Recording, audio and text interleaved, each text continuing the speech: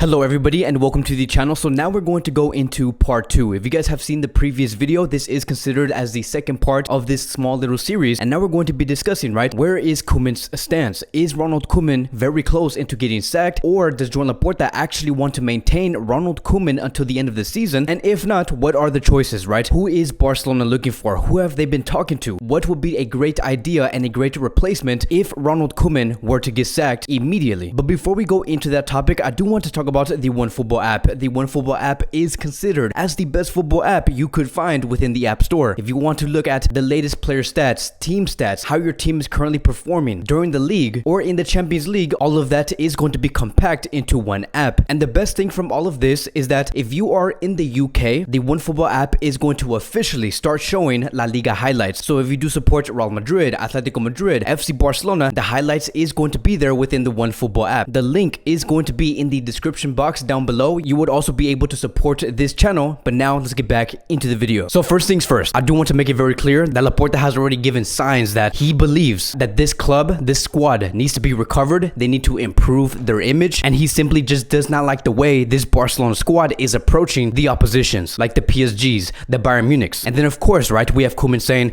that in about 3 or 4 weeks the team will be very different because some injured players will be recovered. And ever since then, it has also been said that the club are going to be really analyzing Koeman's next 3 to 4 games, which is going to be the match against Cadiz, Granada, Levante, Benfica, and then they're going to be making a decision. Now, there has been some backlash between the board members, the executives inside the club. Many people do have different opinions on how they should approach Koeman's sacking and what they should be doing for the next 4 to 5 days, because it says here, according to TV3, they have reported that the club is meeting to talk about Koeman, and there is a division, there is a split. Him being sacked now would cost 12 million euros, and some executives within the Barcelona club are in favor of this, while the rest want to wait and see how the team does evolve. So it's very interesting to hear that Barcelona finally do have the funds to execute a firing with Ronald Koeman. But here's going to be the biggest question about this whole situation. Should Koeman actually be sacked immediately, or should the club actually wait to analyze how Koeman does execute these next 3 to 4 games? Because let me tell you, this is where I do get very nervous, right? Because if we bring poor results against teams like Granada, Cadiz, and Levante, Barcelona is actually going to be in very big trouble. Like, we cannot gamble with these games within La Liga because we still have to fight for the league. We still want to be in the top 3 positions, and to lose or tie against these 3 clubs, we are going to be in danger to actually miss the Champions League. Like, really think about that, because if we lose or tie against these clubs that I have just mentioned, and we have still yet to face Sevilla, Real Madrid, Atletico Madrid, Athletic Club,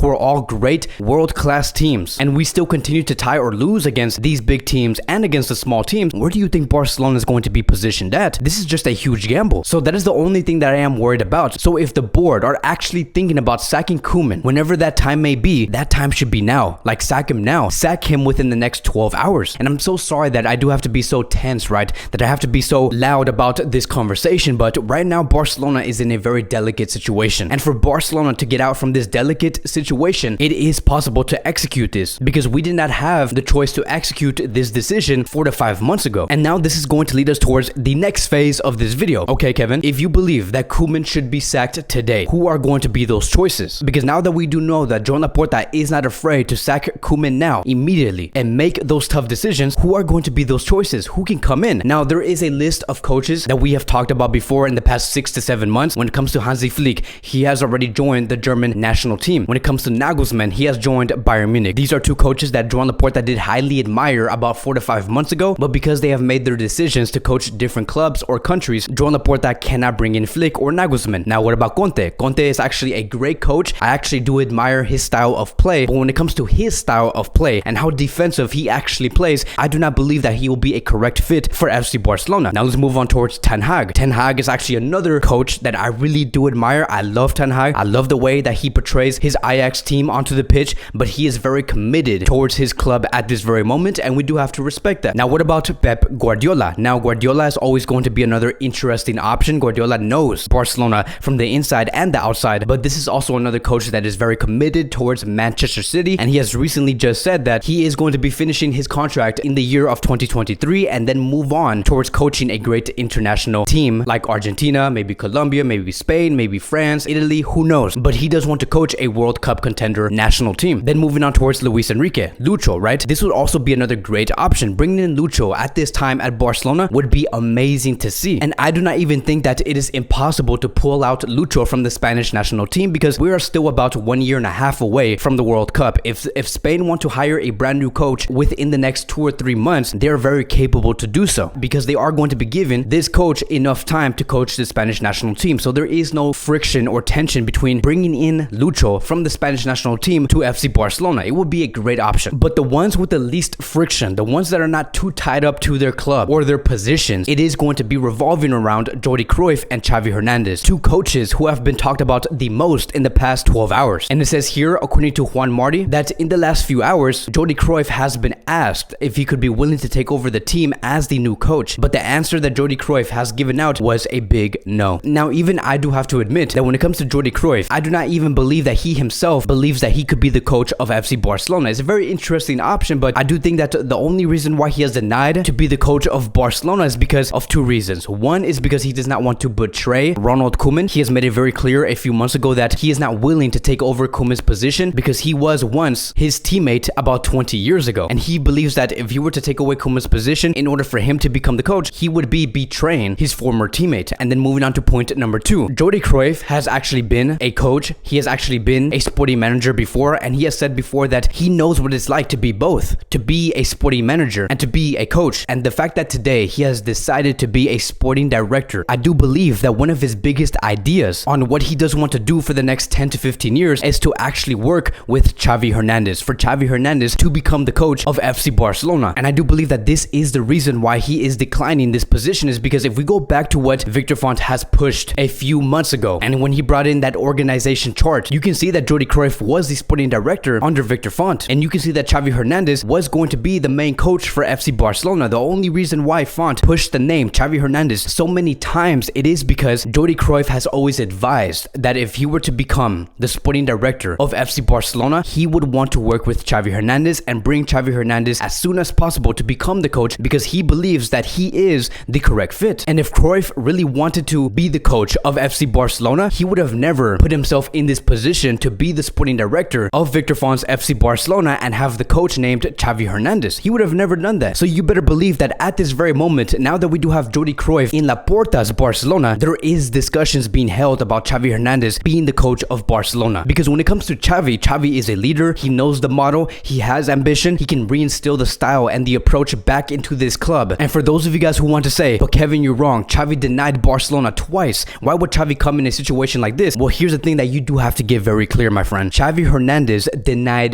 Bartomeu. He did not deny FC Barcelona. That is the reason why he has yet to be in this Barcelona club. And also, do you really believe that Xavi Hernandez is afraid to actually come into this Barcelona squad in a very delicate situation? Like, do you really believe that Xavi Hernandez is thinking in that way? Do you think that he does not have quality within this squad that can produce results and be competitive in world football? Do you actually believe that? You better believe that if Xavi were to come into this squad, he would maximize the output of Riqui Puig, Gavi, Frankie de Jong, Pedri, Memphis, Dembele, Ansu Fati, Araujo, Jordi Alba, Serginho Dest, and many other great players in this squad. Another question is going to be this, then why did Xavi not come in May? And that is because of two reasons. Barcelona did not have the funds at that moment to do so, to pay Koeman what he was supposed to be earning. And point number two, it would be completely irresponsible to pull out Xavi Hernandez in the middle of him negotiating a renewal with Al Sadd. And so at that time, Xavi's hiring was not at the right time. Barcelona did not have the funds, but now we are in a position where we are in the right time and Barcelona do have the funds, like what has been originally reported. But that is where we currently do stand regarding Koeman's continuity with FC Barcelona. Again, I know that we were everywhere in today's video, but there is so much that Joan Laporta has to get done. There are so many avenues he could go to in order to strengthen Barcelona's sporting project. And so we should be very enthusiastic about where Barcelona is going to be going for the next 3 to 4 months. And it's going to be also very interesting to see that if they actually choose to give Koeman time and to see the results on what could happen against Cádiz, Granada, and Levante, I would really love to see those results and to see how all of this does turn out. But that is going to be wrapping up today's Barcelona daily news. Thank you guys so much for watching. If you guys are new here, welcome to the channel. Please like, subscribe, comment, and I will see you guys in the next video.